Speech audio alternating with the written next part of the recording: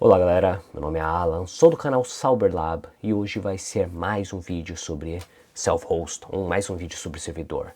Nesse vídeo específico nós vamos explicar quais são os lados positivos ou o porquê você deveria ter o seu próprio servidor na tua casa para rodar os aplicativos que você quer. Desse jeito eu vou explicar o que você tem a ganhar, quais seriam os custos que você tem que considerar e quais são os lados positivos para isso. Num próximo vídeo eu vou explicar um pouco mais sobre os lados negativos desse sistema. Desse jeito você pode balancear e você pode ter uma ideia se realmente vale a pena você ter um servidor ou um sistema na tua casa que vai rodar todos os seus aplicativos, ou será que seria mais interessante contratar esse sistema separadamente ou pagar diferentes sistemas de cloud. Então, desse jeito, nós vamos explicar isso. E se você gostou dessa ideia, não esqueça de deixar seu like, se inscreva no canal se você não é inscrito ainda e vamos entender um pouco mais sobre isso.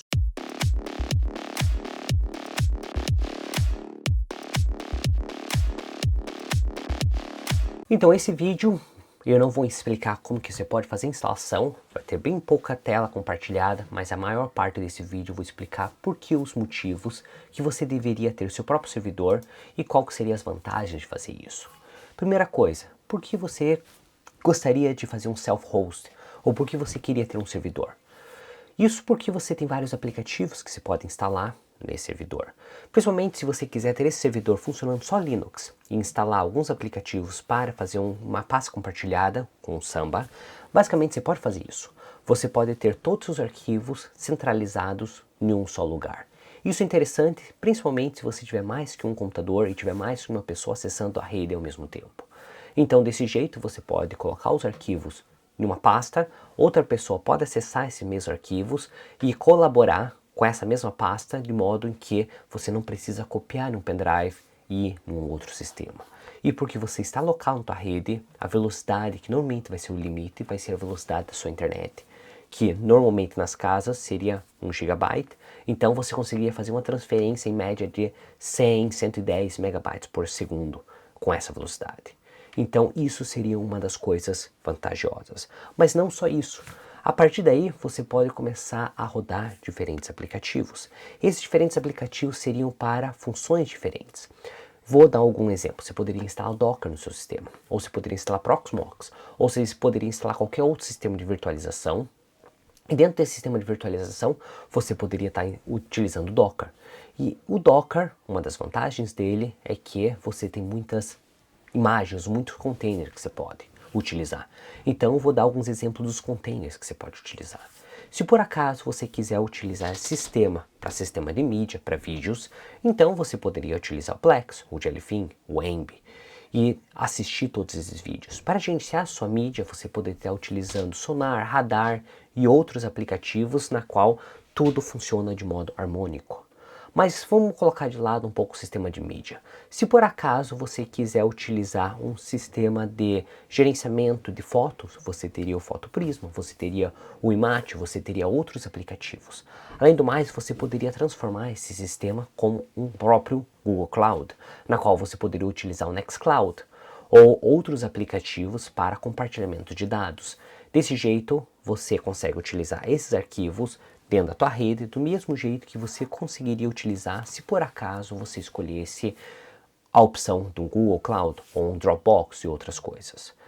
Porém, até o momento nós falamos todos os aplicativos para rodar local, então por isso mesmo, utilizando o Docker ainda, você poderia utilizar outros aplicativos para ter o acesso externo.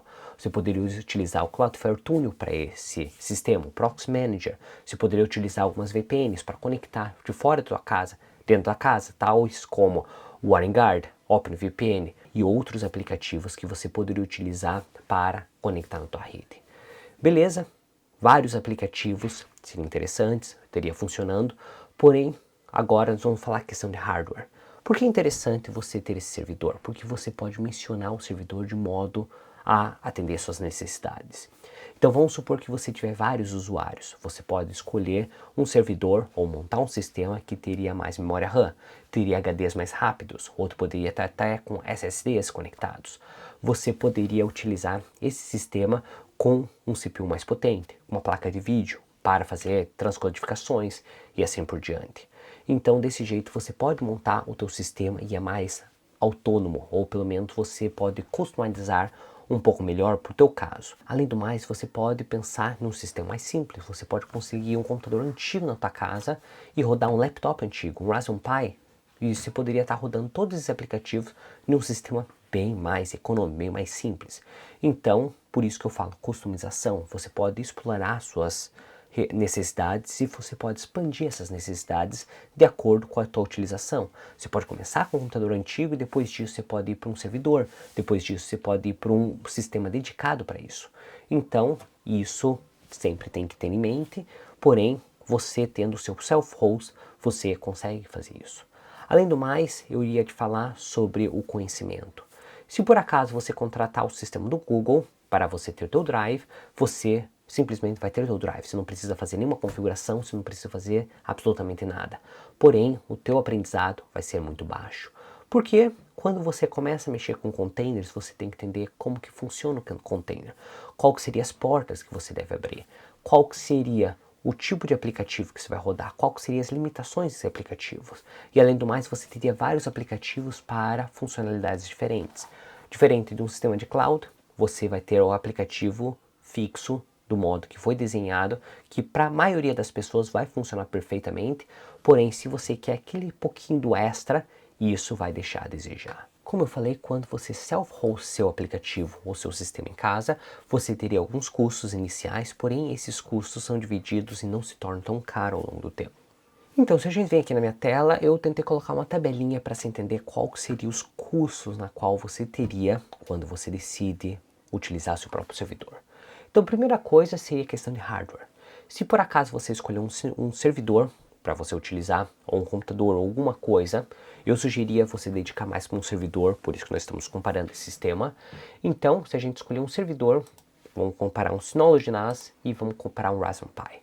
Então, desse jeito, o sistema, só com o servidor, seria uma média de R$6.000 para o servidor, 6.700 para o Synology e uma volta de R$600 para o nosso Raspberry Pi.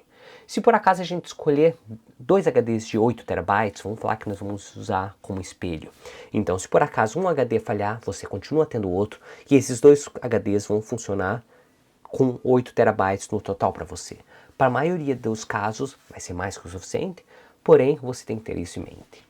Então, o custo do HD seria o mesmo, tanto faz se você escolher um servidor, um Synology NAS ou um Raspberry Pi, você pode utilizar exatamente o mesmo HD. A única coisa que eu sugiro é nessa parte do HD você comprar um HD novo, principalmente se você vai utilizar dados mais importantes. Caso você não utilize dados tão importantes, um HD usado servirá, mas você pode perder esses dados a qualquer momento. Então nós vamos olhar o preço total que nós vamos gastar. Na questão do Raspberry Pi, aqui seria o preço mais barato, por isso que muitas pessoas decidem ir para o Raspberry Pi, nesse caso porque economia de preço. Mesmo assim, se a gente olhar para um servidor no Synology, nesse caso você poderia colocar 4 HDs e expandir para 16 ou até mais espaço do seu sistema. Então, agora nós olhamos esse preço. Então, eu acabei de perceber que eu calculei alguma coisa errada, então eu acabei de atualizar. Na verdade, o único custo por ano que você teria desse sistema seria os seus HDs, que você precisa trocar a cada 5 anos. Tanto o Raspberry Pi, tanto o Synology NAS, tanto o seu servidor, ele duraria bem mais que 5 anos, sem ter problema nenhum, sem ter problema de manutenção, porque eles são feitos para durar. A única coisa que normalmente pode falhar seria o teu HD e você não quer perder seus dados. Por isso mesmo que eu falo que a desvalorização desse sistema seria apenas em relação ao HD. Lógico que se por acaso você quiser vender esse sistema depois de 5 anos, não vai conseguir vender pelo mesmo valor, porém você continua podendo usar esse sistema depois de 10 anos e ainda continua sendo estável e dependendo do sistema que você vai rodar, não vai ter problema nenhum. Então aqui seria o custo por ano.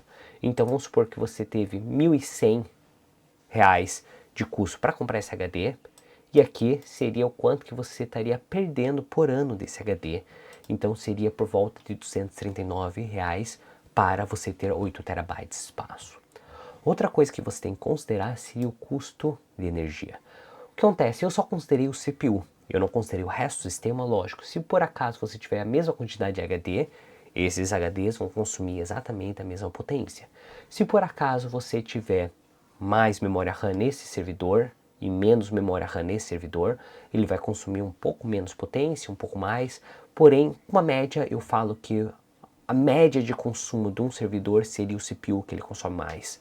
Então, desse jeito, eu falei que o CPU desse servidor consumiria uma média de 95 watts, no Synology NAS seria uma média de 25 watts e uma média de 6.4 watts. Então, considerando o preço do quilowatt-hora, que eu considerei 68 centavos, eu saberia que um custo para manter esse sistema por 5 anos, rodando 24 por 7 por 365 dias, seria uma média de R$ 2.811 para o nosso servidor, uma média de R$ 739 para o nosso Synology NAS e uma média de R$ 189,41 para o nosso Raspberry Pi.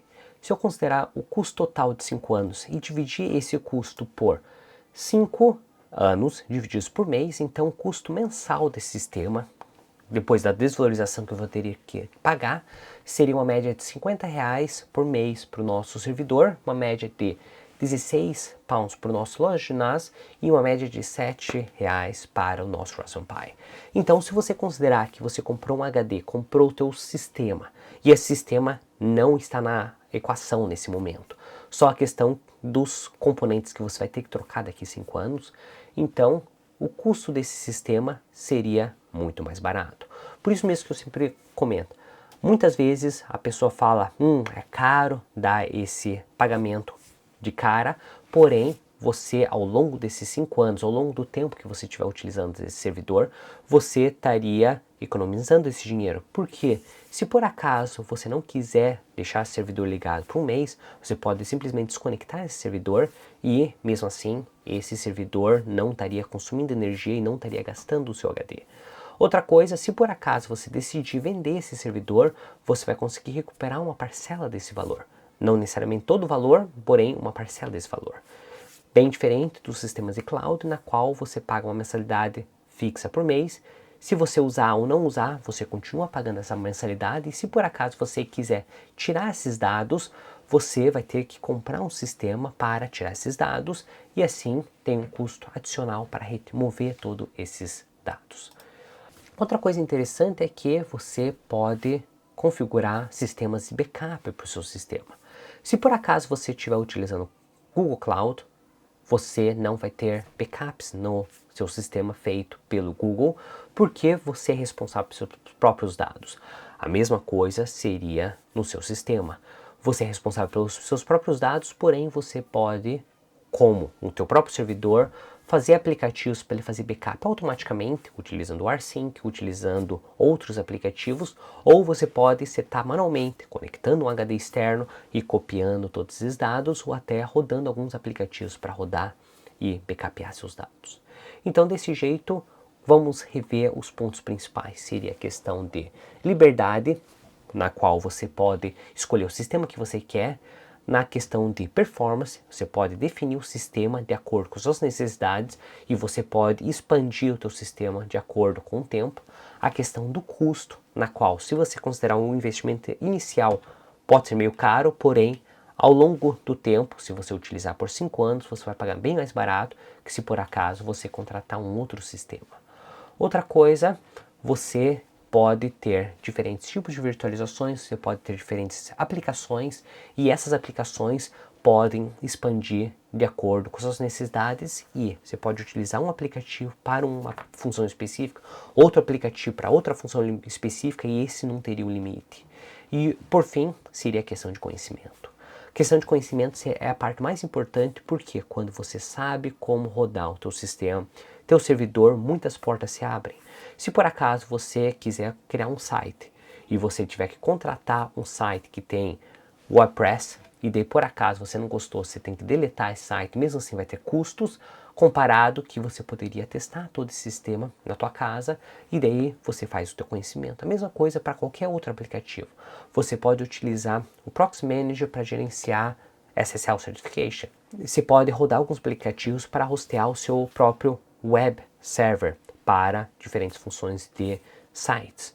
E assim você vai conhecendo mais, você vai aprendendo mais e ao longo do tempo, teu conhecimento nessa questão da IT vai ser bem mais aprofundado.